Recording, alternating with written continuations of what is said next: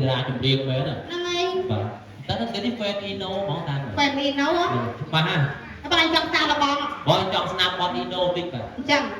អាជាបន្តិចទេបងអត់ចេះហ្មង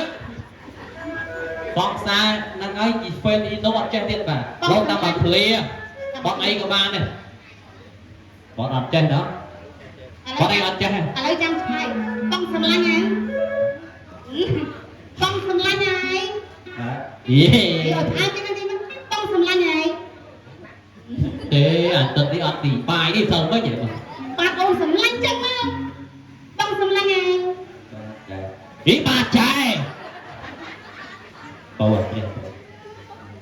ចាំឲ្យលុយ20000ពីលើទៀតហៅចែមួយម៉ាត់ទោះទៅឯងស្រឡាញ់ទេហ្មងវាមិនបានស្រឡាញ់ខាងហើយវាស្អាតពេកឯចាស់ពេកឯមែនបងខាងហើយចាស់ពេកឥឡូវមកឲ្យគេខំទៅលួងគេភ្លាមខាងចេះតែថាទៅបាទខំនិយាយដល់ថ្ងៃឥឡូវចេះបើមិនចេះថាទៅខ្ញុំដាក់ចូលសំឡេងទៅទៅខំដាក់ដៃមកមួយថ្ងៃសួរសម្លាញ់អត់អូនទេអូនណាអូននៅងាប់អីហ្នឹងចុះអ្នកទៅចូលសម្លេងទៅចាស់អាចារ្យងងដែរបើបាទអ្នកទៅចូលសម្លេងអត់ចេះម្ដងទៀតណាអូនតែចាំកាយការទៅយើងហេកាយការផងទៅយ៉ាចាំមកលុយក៏មិនស្អប់យីមុនយើងធ្វើគេសើចសិនដល់ទៀតទៅចាំទៅហើយមកទៅយើងងអត់ចេះលួងដល់ចូលយ៉ាខ្ញុំសើចតាមគេមកបាទយើងលួងគេដល់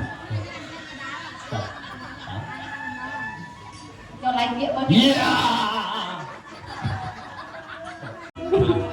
ឡងទីមិនបាទ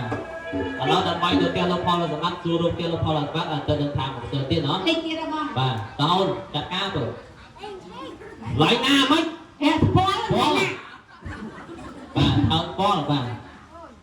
ឡៃណាថាឡៃណាទៅចាំមិនក៏មុំទេមុំតើអូនណាមួយថាបងឯងមុនចេញពីកុំដល់អូននេះបើចុះពីលើឆាកនេះទៅគឺកុំតែបើមិនចង់ផ្អែកទៅបាទដល់ធ្វើអីទៅបាទហ្នឹង